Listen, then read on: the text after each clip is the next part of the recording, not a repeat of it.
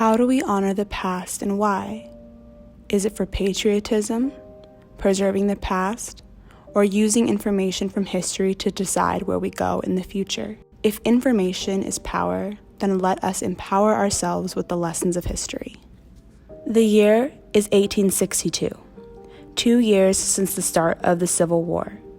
Freed and free, Black Americans, Canadians, and Afro-Caribbean people across the Western Hemisphere are agitated for the emancipation of enslaved people. For Black Americans, inclusion in the U.S. military to fight for one's own liberation was not yet permitted. At the start of the Civil War, the Militia Act of 1792 remained in effect, prohibiting state militias from accepting Black soldiers. In 1862, due to the social and political realities of the time, Abraham Lincoln hesitated to amend these policies in order to mollify border states and keep the Union intact. Notable abolitionists such as Frederick Douglass agitated for allowing Black men to fight in the Union Army. When political conditions were right, in the third year of the war, President Lincoln issued the Emancipation Proclamation, which freed enslaved people in states in rebellion, thus undercutting the South's use of slaves in the war effort and damaging its economy and empowering Black men to join the U.S. Army with the General Order 143 that created the Bureau of the United States Colored Troops. The Black community of the United States has had to struggle for the right to fight on behalf of the country that enslaved, abused, and dehumanized them. They have been true believers in the American dream of liberty and justice for all, thus their sacrifices, achievements, and basic humanity deserve to be honored and celebrated by all Americans. Here are some of the names of the veterans buried at Locust Hill Cemetery who helped bring America one step closer to racial justice. Charles Conrad, died July 6, 1876. Private, Company A, 34th Infantry. Nathaniel Ferris, died January 23, 1882.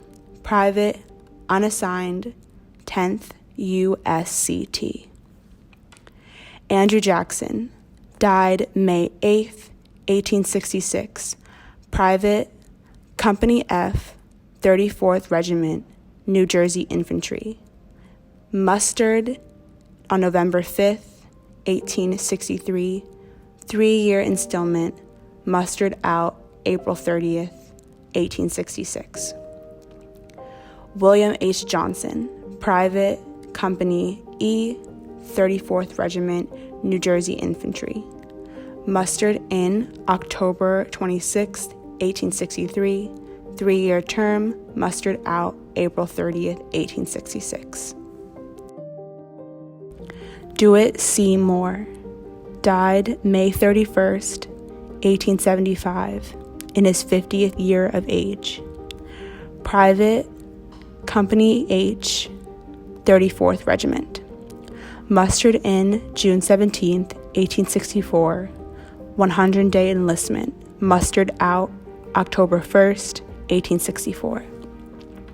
Charles H. Riley, died June 23, 1880, in his 55th year of age. Private, Company I, 22nd Regiment. Mustered in January 5, 1864, mustered out October 16, 1865.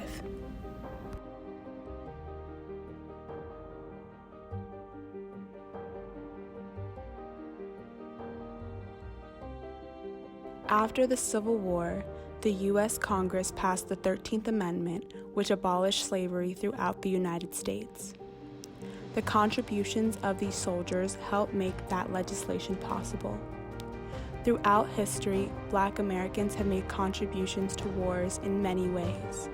Not only were they fighting for their country, but also for their freedom, their ancestors, and for the freedom of generations to come.